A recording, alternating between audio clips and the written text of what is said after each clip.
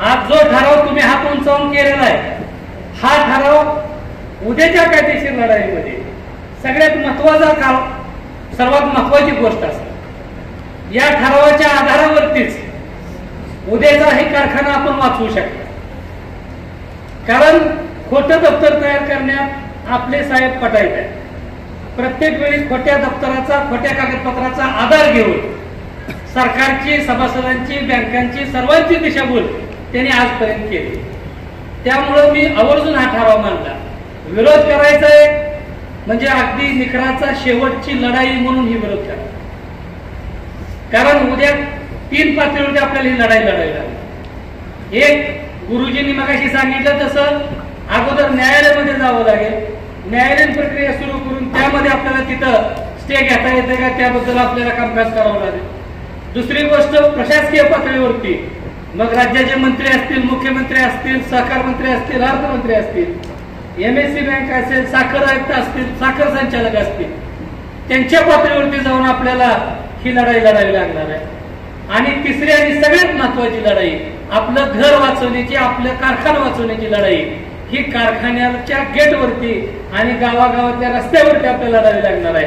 आणि या तिन्ही लढाईला आपण त्या चेअरमनला उरलो तरच आपला हा कारखाना शिल्लक राहणार आहे. या सगळ्याची जाणीव आपण येणाऱ्या काळामध्ये ठेवावी आणि या लढाईसाठी सज्ज व्हावं. कारण आपल्या सर्वांचा विचार घेईपर्यंत मी देखील बाबा आपलं जे मत असेल त्या मताशी मी सहमत आहे. मी अगोदर सांगेन वैयक्तिक माझं मत, तुम्ही मला विचारलं तर जे तुम्ही जे मांडलं तेच माझं मत असणार होतं. परंतु लढण्यासाठी कोणत्याही 1, 2, 4 किंवा ह्या व्यासपीठावरच्या 10 माणसांनी ठरवून ही लढाई होऊ शकत. कारण ही संस्था उभं राहताना जसे हजारो हात त्यामध्ये लागलेले आहेत, तशाच पद्धतीने संस्था वाचवण्यासाठी देखील हजारो हातांची गरज आहे. आजची या मीटिंग मध्ये आपण प्रमुख समजा काय 100, 200, 300 लोक आहोत. उद्याच्या ज्या काय लढाई असतील त्या लढाईमध्ये आपल्याला एकच विनंती असणार आहे की आपण एकटं येत असताना आपल्याबरोबर 4 लोक सोबत असावे लागतात. मग ते गेटवरती जाऊन आता देखील फोन येतोय कारखान्यावरून की बाबा त्या ताबा जे घेणार आहेत किंवा जी कोण संस्था चालवा घेणार आहेत सर, त्याची लोक येत आहेत, आज येणार आहेत आणि कदाचित आजच ताबा आहे असे पण फोन येतात. मग काल परवाची बिलं झाली त्या बिलाचे पैसे देखील त्या उद्योजकाकडूनच घेतले असं पण आहे. आता आपल्याला तर समोर प्रत्यक्ष वस्तुस्थिती माहित नाही, पण ती माहिती म्हणजे ती तशी आहे. जर उद्या ताबा घ्यायची वेळ जर आली आणि ताबा घेण्यासाठी जर कोण सर तिथं येणार असेल तर मगाशी नाना म्हणले तसं पहिलं गेटवर जाऊन रोखायचं काम आपल्याला करावं. तो जो ताबा येतोय त्याला तिथनं हुसकावून लावावं लागेल. कारण बाबा तू या संस्थेचा मालक नाही, या संस्थेचे आम्ही मालक आहोत आणि आमच्या सर्वांना विश्वासात घेतल्याशिवाय तुला ते करता येणार. आज मी आता भरपूर वेळ झालाय त्यामुळे जास्त बोलणार नाही, काही महत्वाचे मुद्दे मी मांडतोय. सर्वप्रथम या संस्थेचे संस्थापक आदरणीय स्वर्गीय वसंतदादा, त्यांच्यासोबत काम करताना सुरुवातीचे आपले नेते स्वर्गीय औदुंबरांना असतील, यशवंत भाऊ असतील, पुरोहित भाऊ असतील, बाळासाहेब भाऊ देशमुख असतील, गोरखतात्या ताण असतील, ही सर्व ज्येष्ठ मंडळी ह्या सगळ्यांनी आणि त्यांच्यासोबत काम करायला आणि आज हयात असणारे गुरुजी असतील, ताण नाना असतील, खरडकर साहेब आहेत.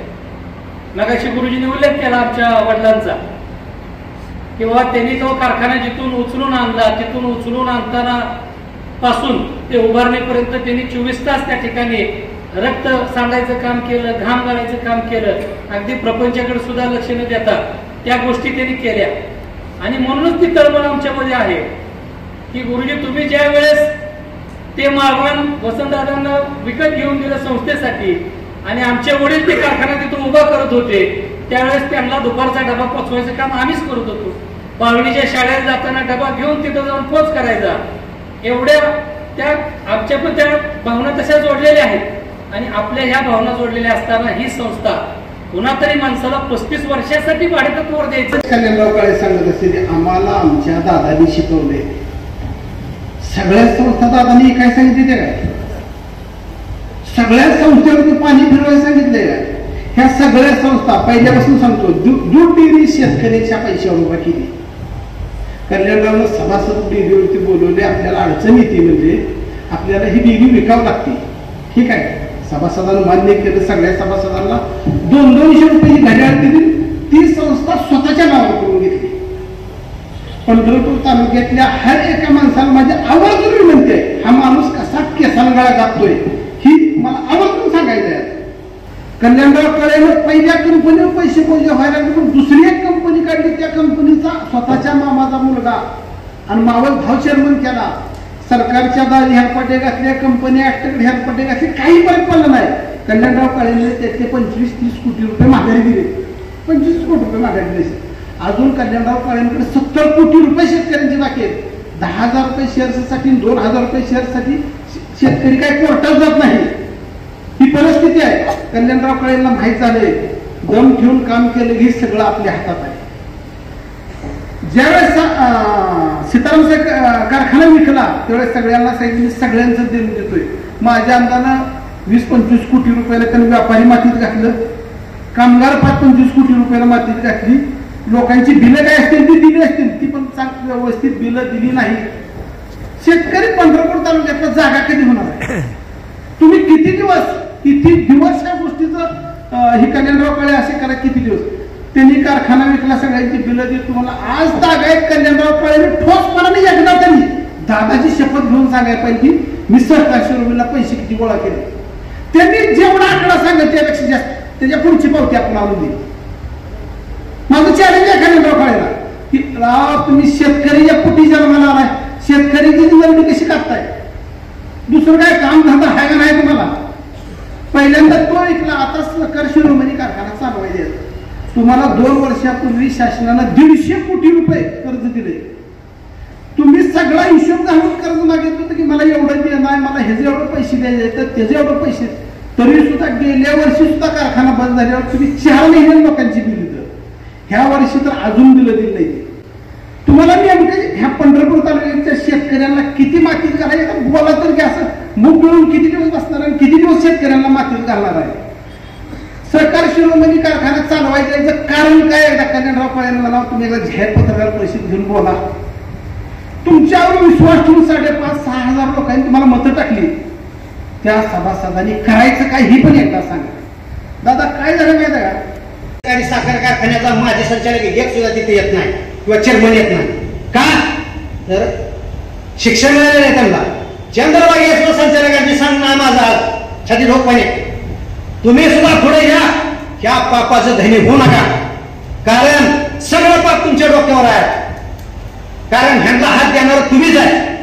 म्हणून तुम्हाला उपस्थित असलेले सर्व मान्यवर, समोर बसलेले सर्व शेतकरी सभासद आणि तरुण मित्रांनो, खरं तर सोलापूर जिल्ह्यामध्ये सहकारी संस्था कर्जात घालायच्या आणि परत त्या आपणच विकत घ्यायचा असा एक पुढाऱ्यानं गोरख धंदा काढलेला. आणि हे आपण याच्या आधी लांब-लांबच्या बातम्या ऐकत होतो. दूध संघ अडचणीत आला, माड्याचा कारखाना मल्टीस्टेट झाला, भीमा मल्टीस्टेट झाला, सिद्धेश्वर मल्टीस्टेट झाला. पण आज आपल्याला आता ते आपल्याच वाटणीने बसले झाला. त्याच्यामुळं आता आपल्याला सभासद म्हणून गप बसून चालणार नाही. कारण परवा आम्ही ज्यावेळेस आमचे संचालक आहेत